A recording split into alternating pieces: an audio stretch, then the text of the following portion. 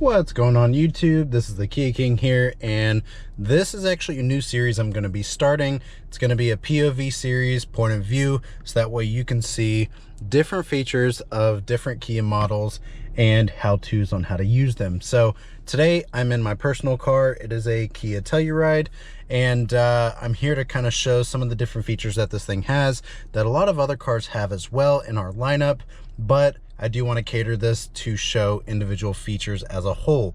Okay, so the first thing I want to go through is probably one of the biggest things, and that's going to be this gauge cluster. Okay, so this is a very high sought after questioned feature, okay, if that makes any sense. So how do you get the dynamic gauge cluster and what does it do? So first off, it changes by weather. Okay, so if it's raining, it'll show rain. If it's snowing, it'll show snow there, including on the car, which is cool.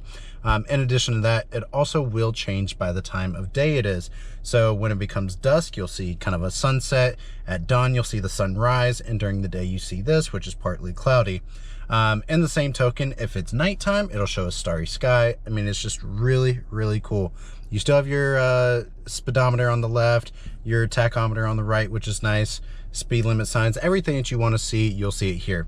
Now, this screen, or this gauge cluster, is available on the Sportage, Sorento, Telluride, if I'm not mistaken, the Nero EV, correct me if I'm wrong for those, and even the Carnival. So if you want to know how to get there, let me show you how.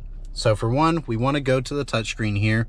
Now, whether you want to use the setup app or if you want to use the hard button, totally up to you, but either way, let's go there, tap on setup, and then we want to go to vehicle. And then from vehicle, what we want to do is go down to cluster, and then we want to go to cluster theme selection. Okay, now I'm going to work a little backwards here because from the factory, the link to drive mode is selected. So if you want to see, you can see here that it's typically linked to whatever drive mode you're in.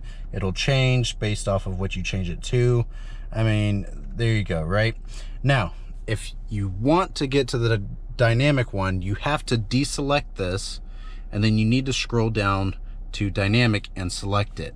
That's all you have to do. And then from there, you see it's just like this. Now, on the same token, while I'm on the cluster aspect of features, you can change the illumination here. You can change the service interval. So for those who want to know the service interval, just tap on service interval, enable it, but I'll make a separate video for that as well. But you can choose content selection here. So wipers and lights display, blind spot view monitor, icy road warning, all these things you can actually select if the vehicle is equipped. So there are some of our vehicles that have this digital gauge cluster here, but do not have the blind spot view monitor. Okay, if y'all don't remember, that's where you have the cameras on both sides. Okay, so some of our cars have this digital gauge cluster without the blind spot view monitor, so just keep that in mind. So after all that, that is how you get to the dynamic gauge cluster. So if you like this video, definitely give it a thumbs up, and don't forget to subscribe and like this video. Definitely hit that bell in the upper right hand corner so that way you can be notified anytime I release a video on a vehicle or feature from Kia. So in saying that, Kia King out.